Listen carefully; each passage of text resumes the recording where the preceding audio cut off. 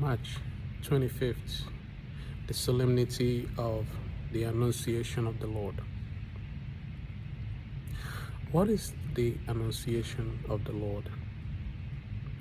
Today, we celebrate the solemnity of the Annunciation of the Lord according to the record in Luke's Gospel. We read about the angel Gabriel visiting Mary and announcing she would bear the Son of the Most High God. The Annunciation reminds us that God is active in the world. We see Him entering into human history and inviting His creation, like Mary, to help establish lasting peace. In Mary, we see the truest example of a wholehearted, humble response to this invitation. Luke chapter 1 verse 38 records, it says, "And Mary said, Behold, I am the handmaid of the Lord. Let it be done to me according to your word," or "Let it be to me according to your word." This is what we are celebrating today. In other words, the Annunciation is the first day of Christmas.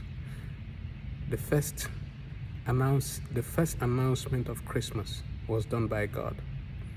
This is referring back to the promise in Genesis. And what did God promise in Genesis? God promised in Genesis chapter 3 verse 15, it says, "And I will put enmity between you and the woman, and between your offsprings and hers.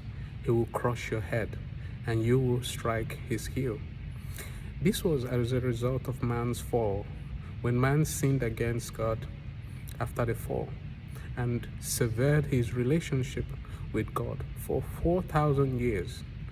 And after 4,000 years, God decides to send his only begotten Son into the world because of his love for mankind. This you will also find in John's Gospel, chapter 3, verse 16. "For God so loved the world that he sent his only begotten Son." What is the symbolism of today's feast as we celebrate all over the church? It simply means that today, on this day of Annunciation, today is the birthday of Christmas. After 4,000 years since the fall of man, when our infinite God chose to become a finite human, when divinity chose to become humanity, when God chose to become man so that we may become God.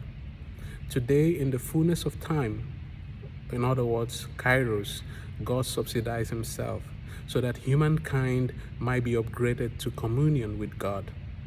Today is the manifestation of God's infinite, unparalleled, and unprecedented love and the fulfillment of the promise in John 3:16. "For God so loved the world that he sent his only begotten Son," promised in Genesis chapter 3 verse 15. "And I will put enmity between you and the woman, and between your offsprings and hers. He will crush your head, and you will strike his heel." Today, from the yes of our Blessed Mother Mary, heaven became immediately wedded to earth because Mary triumphed with FIAT, and Mary is pregnant with Christ, our Redeemer. Today is the first inculturation of love. Today also affirms God for us. From the time of creation to the fall of man, today also ushers in the beginning of God's era, the year of the Lord, Anno Domini.